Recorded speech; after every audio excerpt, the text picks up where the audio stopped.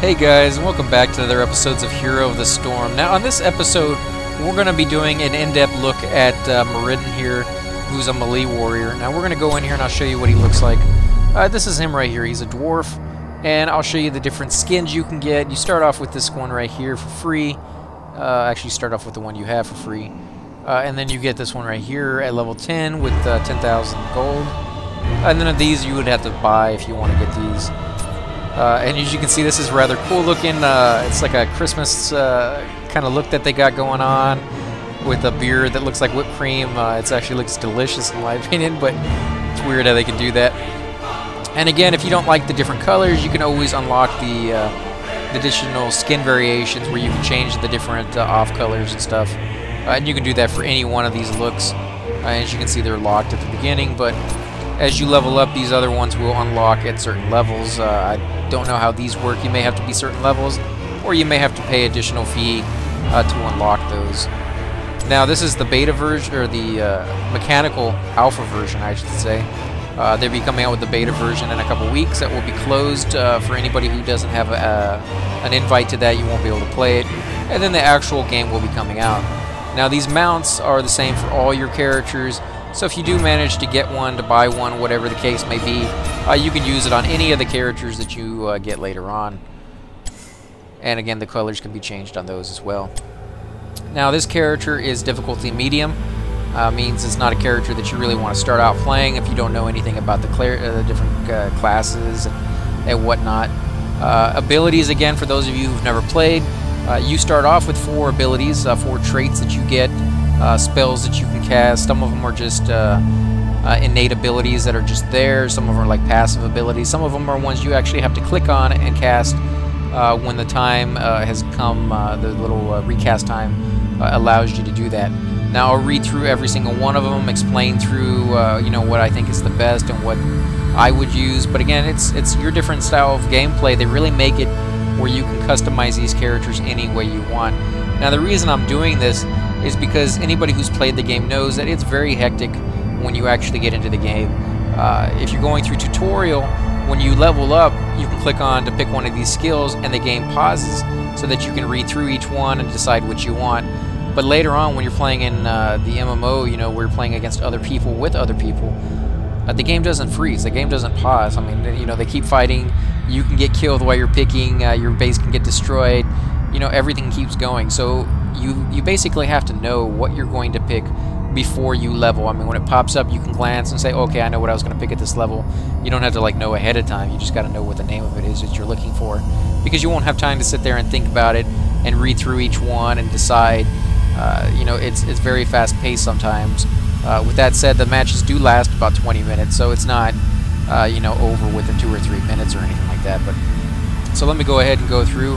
Stormbolt, throw a hammer, stunning and damaging the first enemy hit. Thunderclap, slow and damage nearby enemies.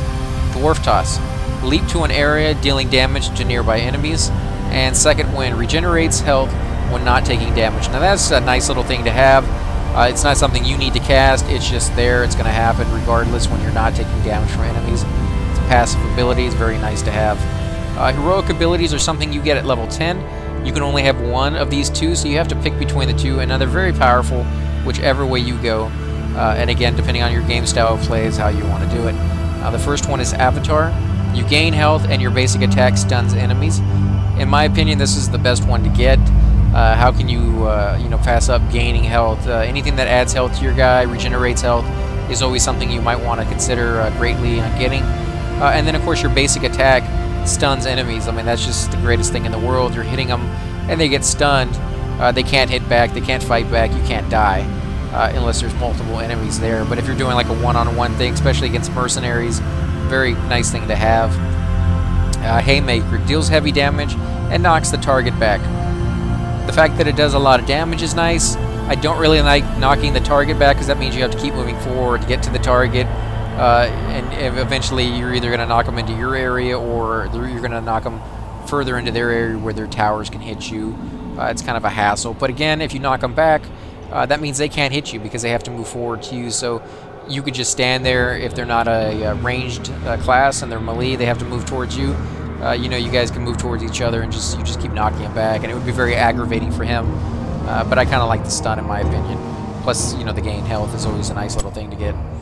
Now, your talents improve upon your abilities, or they're giving you little innate abilities that are passive. And so you get them at level 1, level 4, level 7, 10, 13, 16, and 20. Of course, the 10 ones are the ones I was showing you before, which are the heroic abilities. And level 20s will usually give you one of each to improve upon these, as well as a couple others to choose from. Now, I'll go through each one and read them to you so that you can kind of make up your own mind which ones you might like to try, which ones you prefer to go towards. And some of these levels in some of these classes I read, and there's like no choice that I want. So hopefully they'll improve upon that, because some of these levels have several choices I would prefer to pick, and I think they do that on purpose to kind of make the choice a little bit more difficult on you. So you got Block, which periodically reduces the damage received from hero basic attacks by 50%, stores up to 2 charges. That's kind of nice, but it only affects hero attacks and only their basic attacks. So even if they're using like a special attack, it's not going to reduce any of that damage. So not exactly the most effective spell, unless you're going to be seeking out heroes and attacking them. You still have minions and towers to worry about, so not exactly the greatest. Stormbolt refunds 45% mana for each enemy hit. Now, if you look back, you got Stormbolt right here, and that's the spell. It's going to you'll have to use this, and this talent will improve upon that by giving you 45% or 45 mana back from every hit that you get. Perfect Storm. Stormbolt damage is increased permanently increased by 5 for each enemy hero hit. Now this is a great spell, but not off the beginning because it only does it 5 for every hero you hit. This is a great thing to have for end-game play at the the halfway mark after about 10 minutes.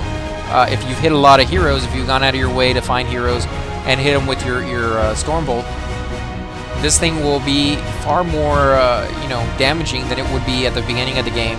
And every time you do that, it's going to add 5 more damage, 5 more damage, and before long, you may kill them in one hit with this if you really stick to your guns and make sure you do that every single time you see one. So something to think about. You have to plan early. It's a level 1 thing, so you can easily bypass that and miss it, and then you would of course have that later on. Reverberation. Enemies hit by Thunderclap have their attack speed reduced by 33% for 3.5 seconds. Now, I've said this before on some of my other ones, I don't like these that only last for a few seconds. I mean, 3.5 is one of the longer lasting ones that I've seen. Some of the other ones only last for 2 or 2.5 seconds. It's ridiculous, and they usually do something really nice, but I mean 2.5 seconds, unless used at the exact right time, is not going to make that big of a deal. The fact that it's only reducing their speed for less than 4 seconds, it's up to you whether you want to use it, but in my opinion, I wouldn't. Skullcracker. Every third basic attack against the same target will stun them for 0.25 seconds. Again, that's less than it's 1/4 of a second. You're not really going to see that. Basically, it's going to be like it's going to stop one attack that they may have for just a split second. It's just not worth it, in my opinion. Third Wind. Increase second wind's health regeneration rates and raises health threshold to 40% health for improved regeneration. Now, as I said before, anything that adds health, regenerates health, is definitely worth considering, because you'd be surprised at how much that will save your life. You'll be fighting an enemy and you notice your health gets real low and you start running back. If you can get some health back before you get back to the tower, you'd be surprised. These people will chase you back trying to get that one little hit, and they will get massively slaughtered by the towers if you can, kind of lead them into them. But you have to get all the way back to be able to do that. So again, health plays a very vital role. Sledgehammer. Stormbolt deals 400% damage to minions and structures and destroys 4 ammo from structures. This is a cool thing to get. In my opinion, it would either picking between Third Wind, which is the health, and this one right here. Of course, you have to decide early on, do you want to concentrate more on destroying the bases, healing people, healing yourself, or going after the other heroes? This one is definitely towards the minions and the structures, which in my opinion go hand in hand, because anybody who's played the game knows that you have to kill the minions And then you have a few seconds between the next wave where you can attack the towers and the other structures. And this right here will definitely make it worth it. I mean, the fact that you can do that much damage. And of course, destroy the ammo from the structures is vital as well, because that means even if you know, they have full life and you're not doing that much damage, they don't have any more ammo left. It takes a while for them to be able to use any more. So you can sit there and kind of just slaughter it without worrying about dying. Crowd control. Each enemy hit by Thunderclap reduces its cooldown by 0.75 seconds. Again, such a small amount of time. Thunderburn. Thunderclap leaves a zone on the ground that explodes after 2 seconds, dealing 25 damage and applying a 25% slow for 2 seconds. You know, the fact that it takes 2 seconds for it to go off is something that I really don't, you know, like all that much, because people can move out of the way before that 2 seconds. 2 seconds is a long time when considering how fast something goes off, but it's not that long of a time when you consider that it's only lasting that long when it slows it by 1/4, you know, 25%. So I would just kind of skip past that one. Piercing Bolt. Stormbolt penetrates through, hitting one additional target. It's kind of nice. It's always nice to hit more than one target when you're using your little spells anyways. Landing momentum increases your movement speed by 20% for 2 seconds upon landing with Dwarf Toss. Again, 2 seconds, really not worth it in my opinion. Battle momentum. Basic attack reduces ability cooldowns by 0.5 seconds. Follow through. After using an ability, your next basic attack deals 25% additional damage. This is kind of nice, but I would actually go towards this one, hitting an additional target. A lot of your spells will improve Stormbolt, so the more you get improvements on it, the more you're going to want to use it. And so this is going to hit at one additional target with something you're already going to be using quite a bit. Again, these are your heroic abilities. Avatar, something very crucial before you pick is your cooldown. It's 100 seconds. If you look at the Haymaker, it's only 50 seconds, half that. So it's something to take in consideration when you're picking which one you want.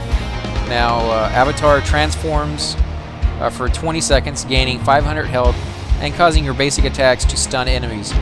Now, it only lasts for 20 seconds, but the fact that you gain 500 health and you can stun your enemies with it could be that little boost that you need to get through a little area of towers. And once the towers are gone, they're gone forever. So very, very cool thing to have. But again, it takes 100 seconds to come back. Haymaker, 50 seconds to come back.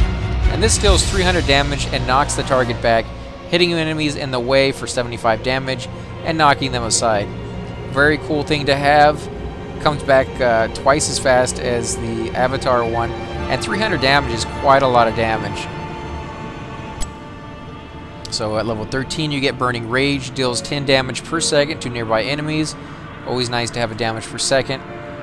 Healing static, heal for 1.5% of your max health for each target hit by Thunderclap. Very cool thing to get.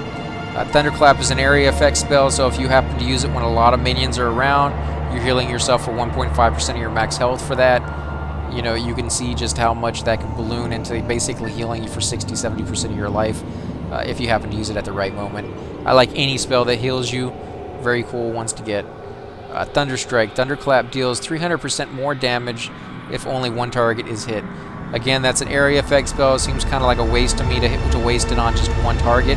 But if you happen to be alone and some other hero is there, you'll be welcoming the fact that it's going to do 300% more damage to that one target.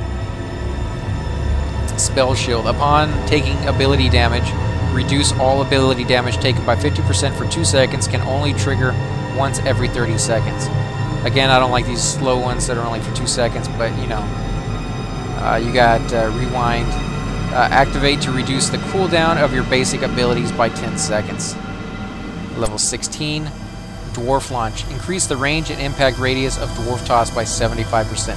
Any of the ones that increase range is very nice to have, especially by 75%. Heavy Impact. Enemies hit by Dwarf Toss are stunned for 0.75 seconds. It's not even a second, so I would bypass that one. Basic attacks deal 40% more damage against slow, rooted, or stun targets. Now, I've said this before in other tutorials that I've done or reviewing other characters.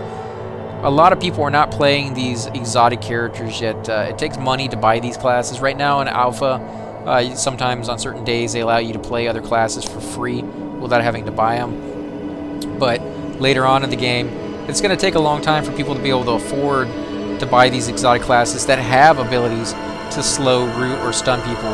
This happens to be one of the few characters that I've seen so far that has it in abundancy, but a lot of the characters don't. So I would say on average, every one character that you kill, whether it's a minion or another heroic person, or even buildings or something along those lines, will have an ability stuck on them. The other 99 won't. So these are, in my opinion, worthless at the moment. Later on, they may be the greatest thing to get. You can take full advantage of it when you have a lot of people using these type of things, but right now, I would bypass it. Imposing presence. Enemies that attack you have their attack speed slowed by 30%. That's really cool. I mean, what more can you say on that when anybody who hits you is slowed? I mean, that's just nice to have. Stone form. Activate to heal for 40% of your maximum health over 8 seconds. Second wind is disabled during this time. This is also another one nice to have. It's a heal over time, so if you know you're going into like a big battle and you're going to take a lot of damage, cast this over 8 seconds. 8 seconds is a decent amount of time in a fight, and you'll heal yourself for over 40% of your life. Can't really beat that. That's really nice to have. Of course, now you have at level 20. These are the last talents you're going to get. Resurgence of the Storm. Upon dying, revive back at your altar after 5 seconds. This can occur once every 120 seconds. This is kind of nice. Usually in a fight that I play in any battle, I won't die. If I do die, it will be about 3/4 through the game, and I usually only die once, if that. And by the time you get that far into the game, it takes forever for you to respawn. And if you die right off the bat when you first start a match, it may take you 2-3 seconds or whatever to respawn. But after people start dying and towers are destroyed and all this other stuff, it takes longer and longer and longer. And so the fact that you can get this, and by the time you're level 20, the game's been going on for a long time. It should be close to the end of the game, if not at the end of the game, if you can get that at level 20. So the fact that you can automatically respawn back after 5 seconds will give your team a really big boost, and of course you, because you don't want to just sit there and watch your team, do everything on their own while you're not able to play. So. Fury of the Storm. Basic attacks bounce twice to nearby enemies for 50% damage. Basically, this is a ricochet. Like if you shot a bullet at somebody, it would hit them for full damage, and the ricochet would hit somebody else nearby for half of that damage. It doesn't really work that way in real life. If the bullet hits somebody, it's going into them, and it's not going to hurt somebody else. But I guess unless it goes through them. But you got Unstoppable Force. Now these increase or augment these abilities that you got over here at level 10. Remember, so if you picked Avatar, you're not going to be able to get Haymaker. And then when you come down here, you're only be able to pick the Avatar to increase. You won't be able to pick Haymaker because you didn't get it. Of course, you still be able to pick between the other two if you want. But of course, you can only pick one out of every single one of these. So Unstoppable Force increases the duration of Avatar by 30%, and the duration of disables are reduced by 75% while an Avatar. Grand Slam. Damage of Haymaker increased by 25% and can store 2 charges. Now if you remember, Haymaker does quite a bit of damage, 300% or 300 damage, and you're going to increase that by 25%, plus you can get 2 charges. So, it really makes you think. You want to take all that into consideration. You'll get this at halfway through the game probably at level 10, and then towards the end of the game at level 20, and that could really give you that little boost you might need to do some serious damage to, say, their main target, to win the game. So take all that into consideration when you pick what class you want to play, and the different abilities that you can play with that class. It really makes it unique. You can really design it for your different play style. Any class you play, you can do that with on this game. So a very cool little tidbit that they threw in there for you guys. Again, if you like these videos, please hit the like button, subscribe, leave a comment below, or as always, hit me up in game. Thanks again for watching, guys.